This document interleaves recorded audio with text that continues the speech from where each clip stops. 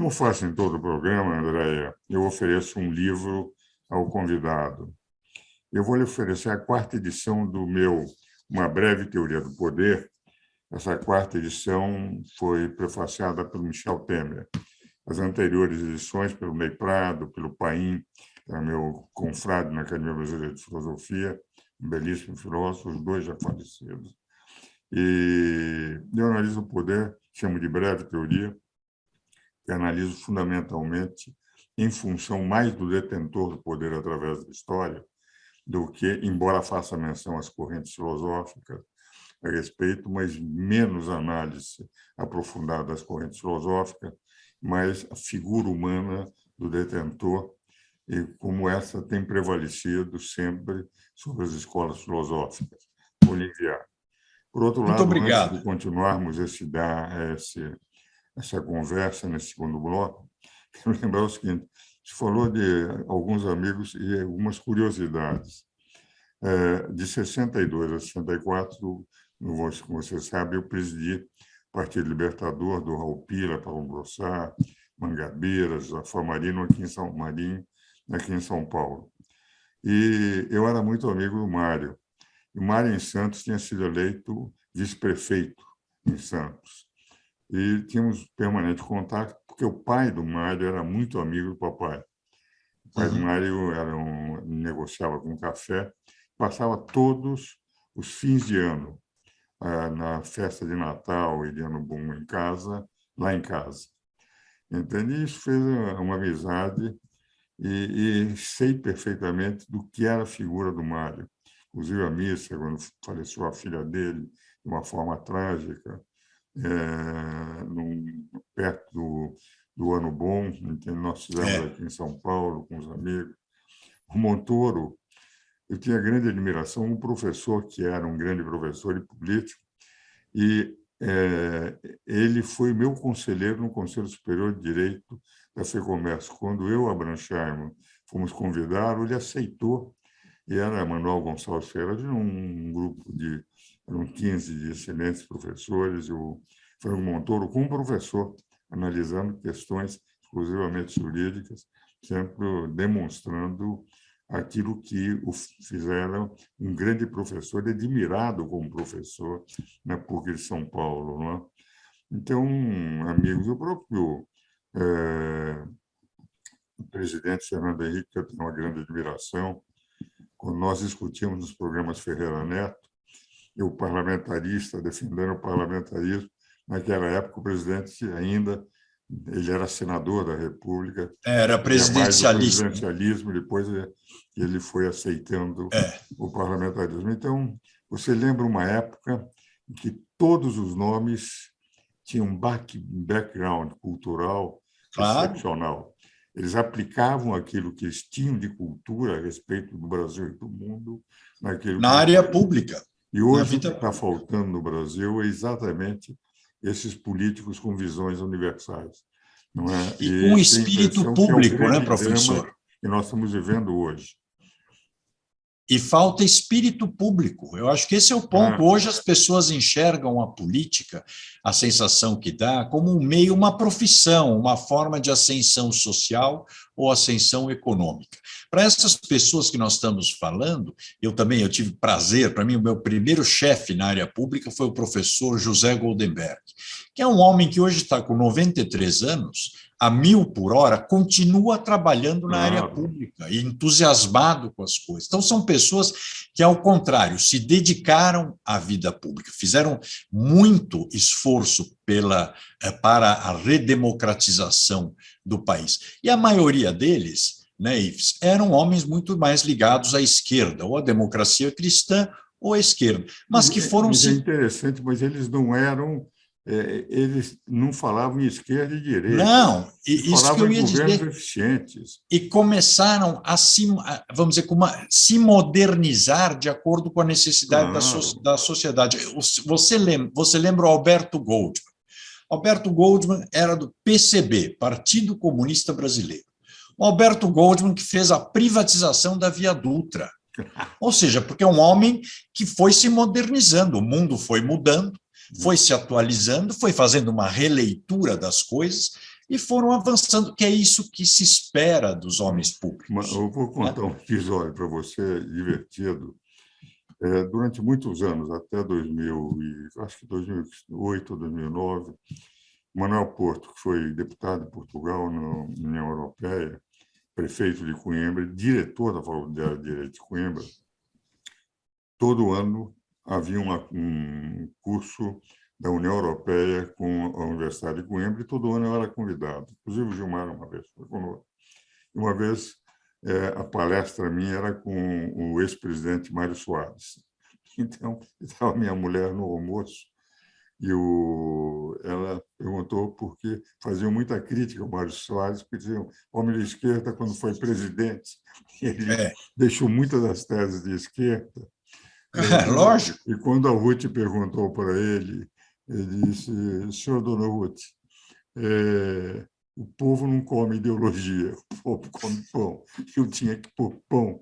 E é isso. Ótima frase, é isso. A Ruth, nós gargalhamos lá com a brincadeira do Mário Soares, que, aliás, fez uma palestra também muito agradável, e ele dizia, mas, professor, que todos fazem questão de esquerda, direita. Eu, como fui presidente, eu tenho que ser presidente de Portugal. E o homem público, exatamente. Esquerda. Ele tem que resolver e atender. Que até hoje se fala no Brasil sobre como ele conseguiu moderar aquele esquerdismo que derrubou o Salazar. O homem público, ele tem que estar focado. Dele, não é? Claro, muito até porque era muito amigo do Fernando Henrique. O homem público tem que estar focado no interesse da sociedade, em resolver os problemas da sociedade. Eu tive também o prazer, eu era muito amigo do Paulo Egídio Martins, governador Paulo Egídio. Muito amigo também. Né? E uma vez eu fiz um almoço em casa, até estava o Paulo Egídio, o Fernando Henrique e o Alberto Goldman, que se adoravam, os três se gostavam muito. E o Alberto comentava, imagina, Paulo, como os tempos eram diferentes. Eu era enrustido do PCB, eleito pelo MDB, mas era PCB, líder da oposição ao Paulo Egídio na Assembleia Legislativa, no governo militar. E conviveram, não só conviveram bem, como eram depois grandes amigos, se respeitavam muito, porque ambos exerceram o poder no interesse do Estado, da população. O Paulo tem uma formação cristã muito grande. Muito. Tivemos juntos no movimento familiar cristão, nas equipes Nossa Senhora, na época do Charbonneau, que falava sobre a doutrina social da Igreja, em pleno Concílio Vaticano II. Era uma figura admirável. Imagine todos esses elementos marcaram a história do Brasil com personalidades. Isso, porque tinham... Serão lembrados sempre desta forma. Não é? Porque tinham diálogo. Eram pessoas de diálogo e pessoas de solução. O interesse deles era o Brasil. Hoje, a gente não percebe isso. Nessa discussão de terceira via que nós estamos vendo hoje, você repara, Ives, que coisa interessante. Ninguém tem projeto de governo, ninguém tem um projeto para dizer a terceira via, vamos encampar esse aqui que é o melhor projeto. Não, eles querem desempatar pela pesquisa. E mesmo assim, nenhum dos três, ou quatro, ou sei lá eu quantos, aceita abrir mão da cabeça de chapa. Então, que terceira via, que composição é essa? Depois, candidatos com 2%, 1%, 3%, ou seja, nós não estamos discutindo o país, nós estamos só discutindo pessoas ou ideologia, que, como dizia o Mário Soares, as pessoas não comem ideologia, comem pão, exatamente, e estão precisando, infelizmente. Aliás, um dado... A própria oposição, desculpa, Ives, eu vejo... Olha, governo a gente às vezes é mais simpático, menos simpático, pode ser de oposição ou não. Eu fui oposição ao Fernando Haddad, puríssimo na Câmara. Mas veja, Ives, a diferença. Eu fui, por outro lado, vereador com o maior número de leis sancionadas pelo prefeito Fernando Haddad. Por quê? Primeiro, porque ele viu que as minhas leis eram boas para a cidade.